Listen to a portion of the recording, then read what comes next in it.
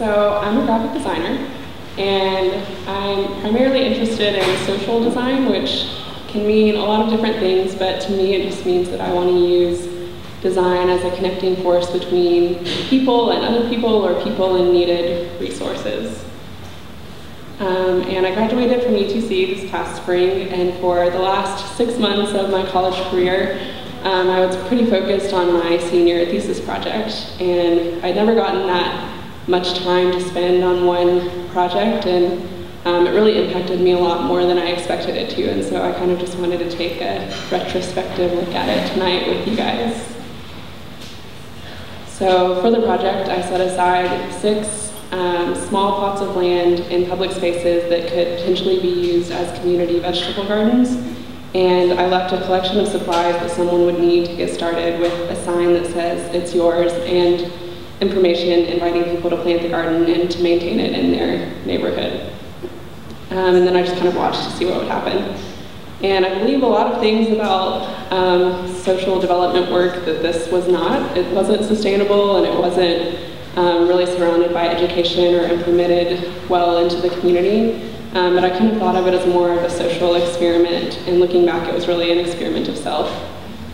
I wanted to explore the idea of ownership in public space and in neighborhoods, and I expected most of the gardens to fail, which they did, but through all of the interactions with people that I had, it really was worthwhile, and I learned a lot through it. And I just wanted to share some of those stories with you. So the first one that I did was in my neighborhood at the time, Highland Park, and on that particular day it was freezing cold and I was sick, but I was behind on my progress, and so I was determined to get one of these things set up. And I was out there wrapped up, and I was hacking up the ground with this tiny handheld garden tool because my shovel had broken. And these 2 guys walked by, and one of them kept walking and wouldn't make eye contact with me because I think he thought I was actually crazy. But the other one stopped and asked me what I was doing, and that was a really easy conversation. I just said, I live in the neighborhood, and I'm starting a community garden, and he got really excited and was excited about the prospect of having vegetables, and was talking to me about his diet. And I think that he felt ownership over that space because he lived close by, but also because I had personally invited him to be a part of it. And so there was another one that was set up in North Shore in Renaissance Park, and one day I walked into class and one of my classmates said that a friend of hers had posted a picture of it on Facebook. And so she pulled up this picture and showed it to me, and it was a girl named Ansley that I had never met, but she and her 2 sons, Ben, and that says Oliver on the far right, clearly. And they had planted the garden, and I had never met Ansley, but her sister had actually been my boss when I worked at a local flower shop, and so I'd heard a lot about her.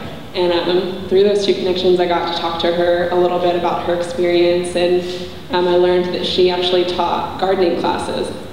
And so I think she felt ownership over that space through her expertise in gardening.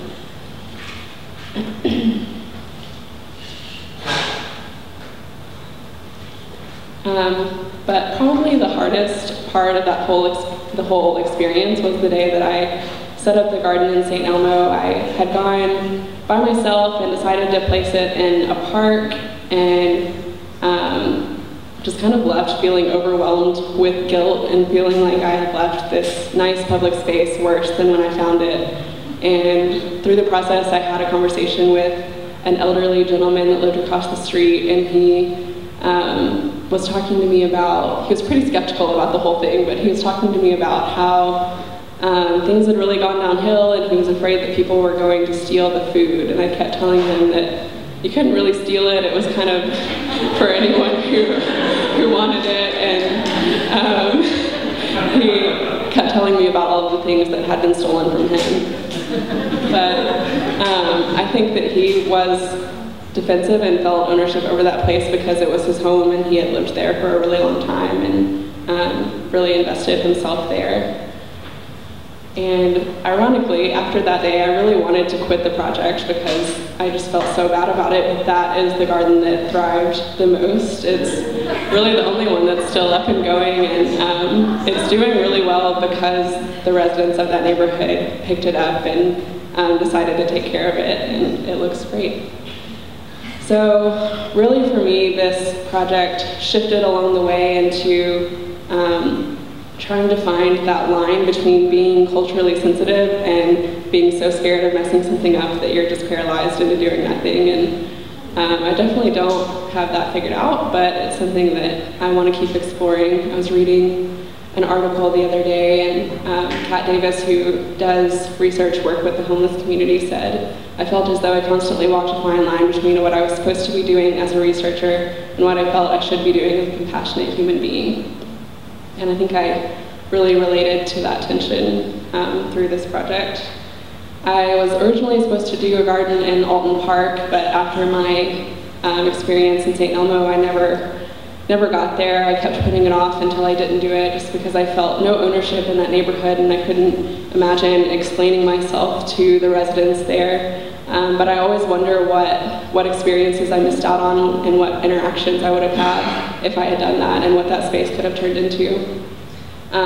Growing up, my dad always told me to find my passion in life and connect it to the needs of humanity.